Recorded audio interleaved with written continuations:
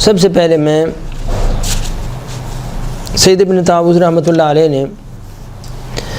حضرت امام رضا علیہ السلام سے اس روایت کو نقل کیا ہے۔ فرماتے ہیں کہ اللہ تعالیٰ نے ہم اہل بیت کی ولایت کو غدیر کے دن آسمان اور زمین اور کل مخلوقات پر غدیر کے دن ہماری ولایت کو اللہ تعالیٰ نے پیش کیا۔ محمد و آل محمد کی ولایت یہ غدیر کے دن پیش کی گئی۔ اور اب میرے مولا اور آقا فرماتے ہیں، سید ابن طاووس رحمۃ اللہ علیہ نے اقبال الاعمال میں یہ روایت نقل کی ہے۔ فرمایا جب اللہ تعالیٰ نے ہماری ولایت کو اپنی مخلوقات کے اوپر پیش کیا تو سب سے پہلے جس مخلوق نے ہماری ولایت کو قبول کیا وہ 7واں آسمان تھا، اور اس نے لبیک اور کہا کہ میں ان کی ولایت کو قبول کرتا ہوں، تو اللہ تعالیٰ نے اس کو زینت دی اپنے عرش کے ساتھ۔ اور پھر زمینوں میں سے پھر چوتھے آسمان نے اس دوسرے نمبر پر ہماری ولایت کو قبول کیا، تو اللہ تعالیٰ نے اس کو بیت المعمور جو آسمان کا کعبہ ہے وہ چوتھے آسمان کے اوپر ہے۔ اور پھر جو سب سے نیچے والا آسمان ہے اس نے تیسرے نمبر پر ہماری ولایت کو قبول کیا، تو اللہ تعالیٰ نے اس آسمان کو ستاروں کے ساتھ مزین کیا۔ زمینوں میں سے جب زمین کے اوپر اللہ تعالیٰ نے ہماری ولایت کو پیش کیا تو سب سے پہلے جس زمین نے ہماری ولایت کو قبول کیا وہ کعبہ کی زمین تھی، تو اللہ تعالیٰ نے کعبے کو جو ہے وہ اس زمین کو اللہ تعالیٰ نے اسے اپنے گھر اور کعبہ کے ساتھ مزین کیا۔ پھر دوسرے نمبر پر مدینہ کی زمین نے لبیک کہا اور ہماری ولایت کو قبول کیا، تو اللہ تعالیٰ نے اس کو زینت بخشی پیغمبر گرامی اسلام کے وجود بابرکت سے۔ اور تیسرے نمبر پر کوفے کی زمین نے ہم اہل بیت کی ولایت کو قبول کیا امیر المومنین، اور لہذا اللہ تعالیٰ نے علی ابن ابی طالب کے ساتھ اس زمین کو مزین کیا۔ پہاڑوں پر اللہ تعالیٰ نے جب ہماری ولایت پیش کی تو سب سے پہلے جس پہاڑ نے ہماری ولایت کو قبول کیا وہ عقیق کا پتھر تھا،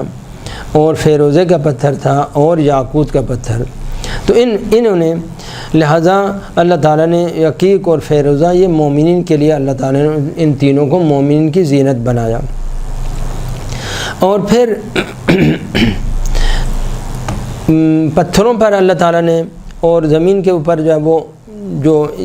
تو جس چیز کے اوپر جس نے قبول کیا اللہ تعالیٰ نے اس کو سونا اور چاندی میں بنا دیا، اور جس نے ہماری ولایت کو قبول نہیں کیا اس کو ایسی بیکار اور جو ہے وہ بیکار مٹی بنا دیا، اور یعنی اس میں کسی قسم کا جو ہے وہ سبزی پیدا نہیں ہوتی۔ اور پھر ہماری ولایت کو اللہ تعالیٰ نے پانی کے اوپر پیش کیا، تو جس پانی نے ہماری ولایت کو قبول کیا اللہ تعالیٰ نے اس کو میٹھا بنا دیا، اور جس نے ہماری ولایت کو قبول نہیں کیا اللہ تعالیٰ نے اس کو کڑوا بنا دیا اور کھارا بنا دیا۔ اور پرندوں کے اوپر اللہ تعالیٰ نے ہماری ولایت کو پیش کیا، تو جن پرندوں نے ہماری ولایت کو قبول کیا وہ خوش آواز اور لطیف آواز والے ہیں، اور جنہوں نے ہماری ولایت کو قبول نہیں کیا وہ اللہ تعالیٰ نے بد آواز اور ان کی آوازیں جب وہ بھدی اللہ تعالیٰ نے قرار دی۔ اور پھر امام رضا علیہ السلام فرماتے ہیں کہ ہماری ولایت کے قبول کرنے کی مثال ایسی ہے کہ اللہ تعالیٰ نے آدم کو پیش کیا ملائکہ کے سامنے، تو ملائکہ نے آدم کی ولایت کو قبول کیا، آدم کو سجدہ کر لیا، تو وہ ملائکہ بن گئے، اور جس نے اللہ تعالیٰ نے اس کے امر کو قبول نہیں کیا تو وہ ابلیس بن گیا۔ تو انسانوں کے سامنے بھی اللہ تعالیٰ نے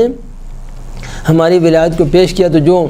ایمان لے آئے اور ہماری ولایت کو قبول کیا وہ اہل ایمان ہیں، اور جنہوں نے ہماری ولایت کو قبول نہیں کیا وہ اللہ تعالیٰ نے وہ اللہ تعالیٰ خود جانتا ہے کہ وہ کس مرحلے میں ہوں گے۔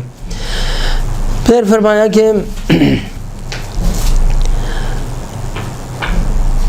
وَمَا بَعَثَ اللَّهُ نَبِيًّا إِلَّا وَكَانَ يَوْمَ بَعْثِهِ مِثْلَ يَوْمِ الْغَدِيرِ عِندَهُ، کہ ہر نبی کو اللہ تعالیٰ جب مبعوث کرتا تھا تو